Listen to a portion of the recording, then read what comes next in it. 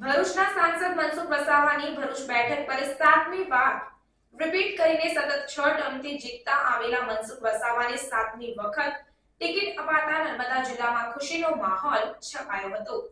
ભરૂચથી રાજપીપળા આવતા કાળાઘોડા પાસે તેમનું ભવ્ય સ્વાગત કરવામાં આવ્યું હતું। આ પ્રસંગે ભાજપના કાર્યકર્તાઓ દ્વારા ફટાકડા ફોડી આતશબાજી કરવામાં આવી હતી। કાલાઘોડાથી રાજપીપળાના માર્ગો પરથી ભવ્ય સ્વાગત કરાયું હતું। રાજપીપળા હરસિદ્ધિ મંદિરે પહોંચી માતાજીના આશીર્વાદ લીધા હતા। આ પ્રસંગે સાંસદ મનસુખભાઈ વસાવાએ જણાવ્યું કે ભારતીય જનતા પાર્ટીએ મારા પર વિશ્વાસ મૂકી 7મી વાર ભરૂચની બેઠક ફાળવી છે।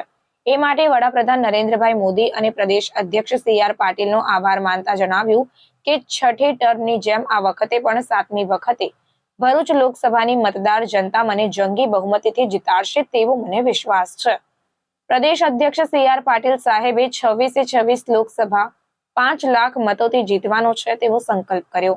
એમાં ભરૂચ લોકસભા પણ 5 લાખથી વધુ મતોથી જીતીશું।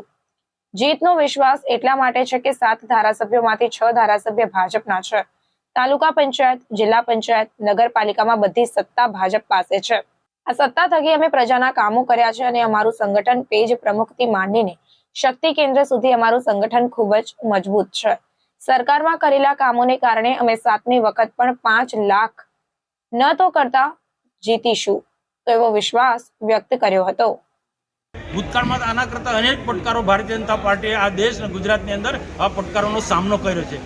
ભરૂચ લોકસભામાં પહેલાનો ઇતિહાસ જોજો, 95ના પહેલા 98ના પહેલા કેવી સ્થિતિ હતી, કેવા કપરા ચઢાણો હતા, એની વચ્ચે ભારતીય જનતા પાર્ટીના કાર્યકર્તાઓએ કામ કર્યું છે। જ્યારે એવું આજે આ સ્થિતિ નથી। કાયદોની વ્યવસ્થા બિલકુલ સારી છે અને એ કાયદોની વ્યવસ્થાને ધ્યાનમાં રાખીને અમે પ્રજાજનોની વચ્ચે જઈ અને સરકારના કરેલા કામો, નરેન્દ્રભાઈ મોદી સરકારમાં જે કામો થયા છે, નરેન્દ્રભાઈ મોદી દેશના માટે જે કાર્ય કરી રહ્યા છે, રામ મંદિરનો મુદ્દો પ્રધાનમંત્રી નરેન્દ્રભાઈ મોદીના કારણે ઉકેલ્યા છે।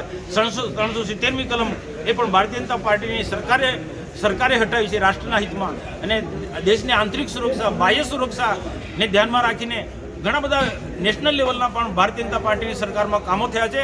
આજે નરેન્દ્રભાઈ મોદી ફક્ત ભારતના પ્રધાનમંત્રી નહીં, એક વિશ્વના નેતા તરીકે પ્રસ્થાપિત થઈ ચૂક્યા છે।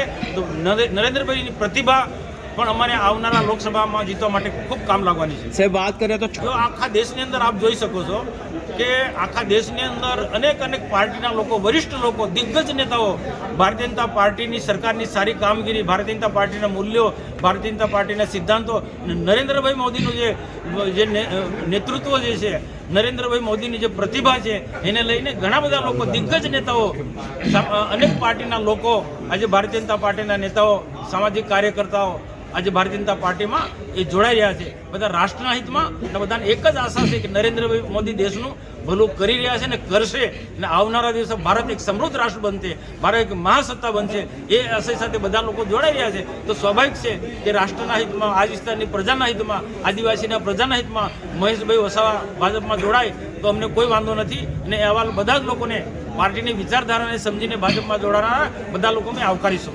સાહેબ ચૈતર વસાવા આમ આદમી પાર્ટીનો ઉમેદવાર છે। હવે આમ આદમી પાર્ટી ગુજરાતમાં કોઈ અસ્તિત્વ ધરાવતી નથી।